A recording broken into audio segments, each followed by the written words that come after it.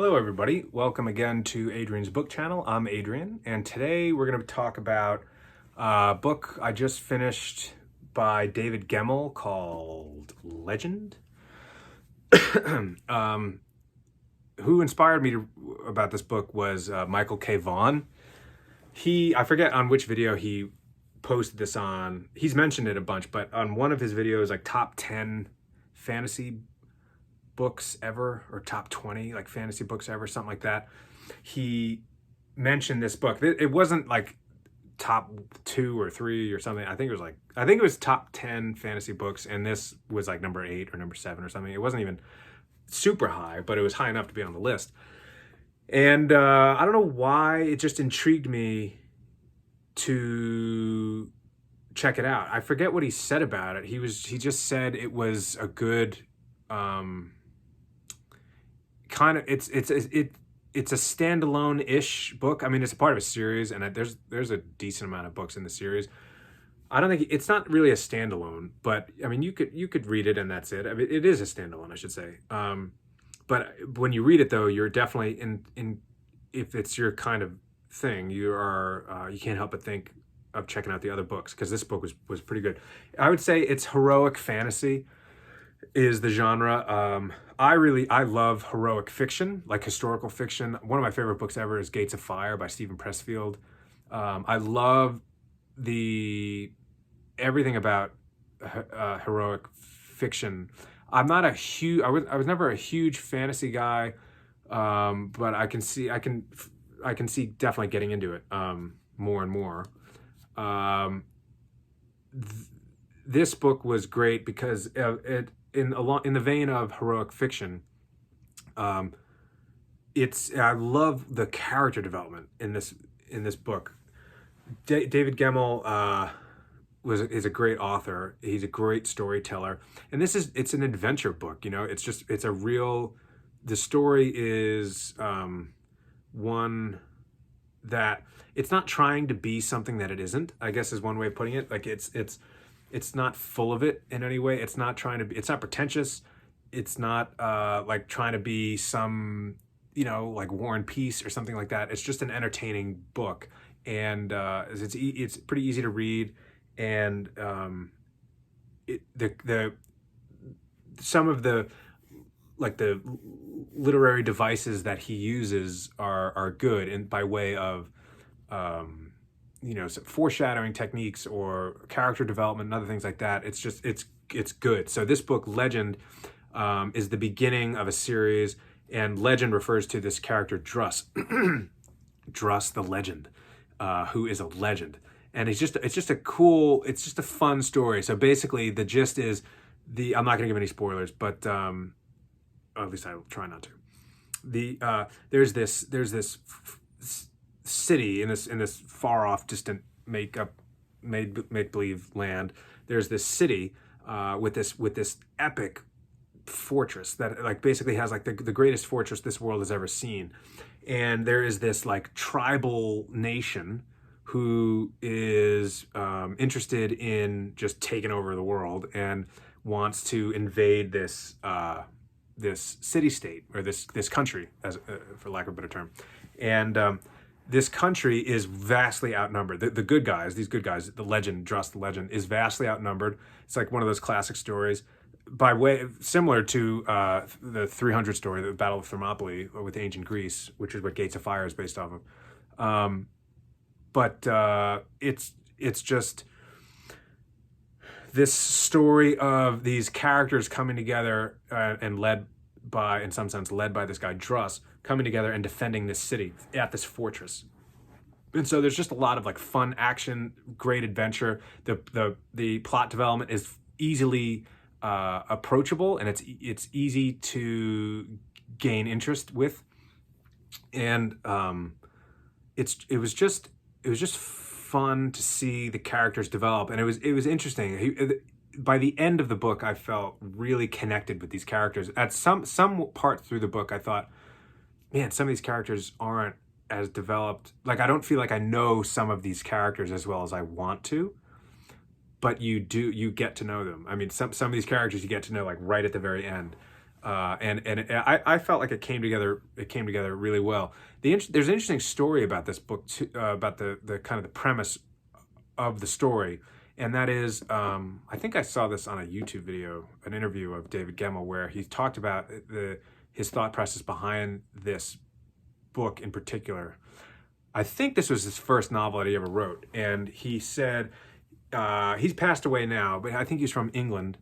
And he said he got his going in writing. He was a professional journalist, and part of his job was to just go out and interview like some of the world's most interesting people, like across the spectrum of professions or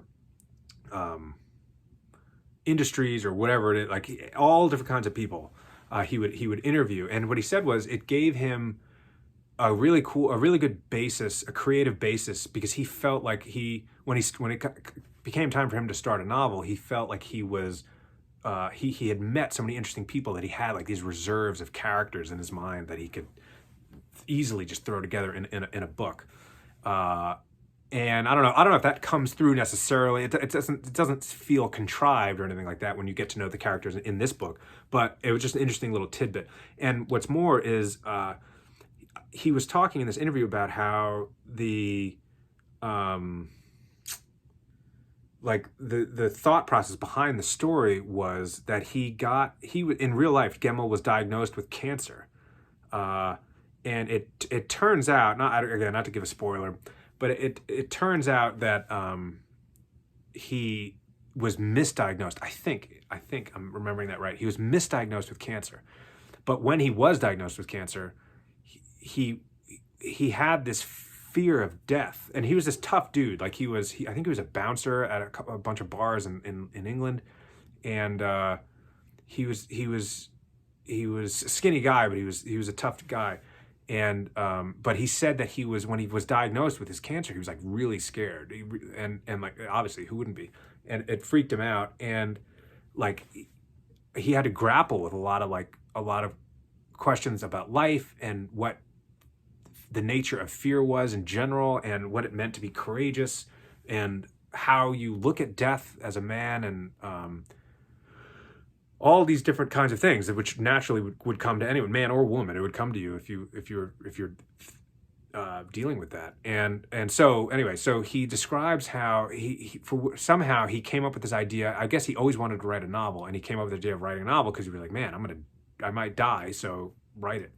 And he was saying in this interview that I guess I feel bad giving a spoiler, so minor spoiler alert. Although Gemmell gives this spoiler also, so I feel like I'm within my rights to say it. And that is that when he was diagnosed with this cancer, which it turns out he didn't have, he created a story where this underdog city-state or country or whatever was being invaded by a hostile force, aka cancer, and this epic fortress defended this smaller, weaker country against this foreign invasion, this foreign cancer.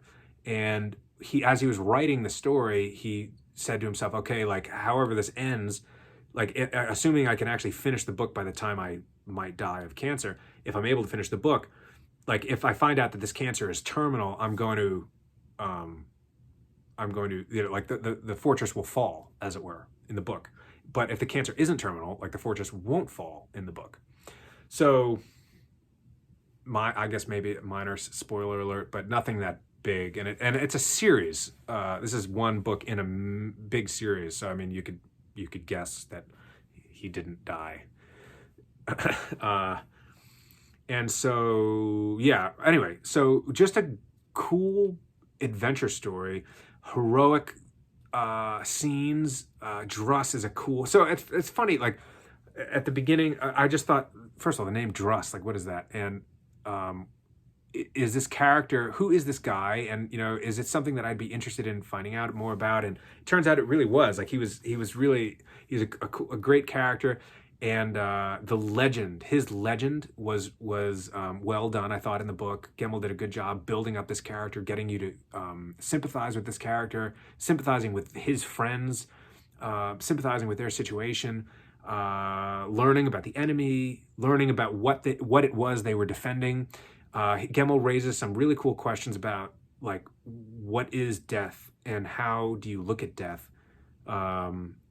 And it raises the question of women looking at death, men looking at death, and what is the nature of fear, and different ideas. Again, obviously within the context of a novel. He's not writing a philosophical work, but within the context of a novel, like, how are we to look at death from the standpoint of being something that we're afraid of? He's not really necessarily, although there is some religious aspects to the plot, and it's a fantasy book, so some of that was a little bit silly, where talking about the religion of the country or of this world or whatever. I called it like the source, and that kind of thing. I think this book was written in the 80s. It does have some 80s vibes to it a little bit. But whatever. I wasn't reading it for that, but I think that's important, though, and I got the sense from Gemmell that he had to do that a little bit, because he wasn't trying to talk about any specific religion, but he did want to, when you wrestle with the questions of death and fear and violence and courage and family and other things, I think there would be some meaning lost if you don't also ask questions about other things, which then falls into the realm of religion or spirituality or whatever. So I think he did a good job with that too. And I just dug the heroic part of it. I get inspired and encouraged by heroic fiction and nonfiction, historical fiction, biographies.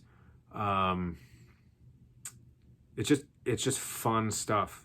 It's fun, and Druss the Legend was really cool. So this book also, this is the first book that he published, but I guess because Druss really caught on, the other books in the series go talk more about Druss's character, which I could see why that would be, because by the end of the book the character is a cool character. So anyway, I don't want to belabor it. I thought it was a great book. I already have some of the other books sitting over there by Gemmell. I think that this book, so this is a part of the Drenai saga. So there's 1, 2, 3, 4, 5, 6, 7, 8, 9, 10, 11. There are 11 books in this saga, or in this series. And I, from this cover anyway, inside cover, he wrote a lot of other novels. I don't know if they're connected with this Drenai saga. Some of them might be, I'm not sure. But at the very least, there's 10 other ones of these books. So I have 1, 2, 3, 5 of them. So looking forward to checking it out, and I'll definitely be checking it out, because this book was a lot of fun. So definitely recommend. Let me know if any of you guys have ever read this book, heard of this book, started it, finished it, stopped in the middle of it. Whatever. I'm interested to hear what you guys think. I'm not going to rank it just yet, but I'll say I can see definitely why Michael K. Vaughan said it was one of his top choices. Just great. And so this is my first book of Gemmell, so as I said, looking forward to checking out other Gemmell stuff. I'll probably do the whole series, and then if I want to check out his other works, but I'll probably continue on with this series just because I'm kind of into it. But next I'm reading, I have to check out Dracula for a book club that I'm part of, and look pumped about that. I haven't read that book yet, which is ridiculous, but I'm going to check that one out. So anyway, let me know if you've read it, what you think about it, and looking forward to hearing what you all think. Thanks for checking me out at Adrian's Book Channel, and I will see you next time.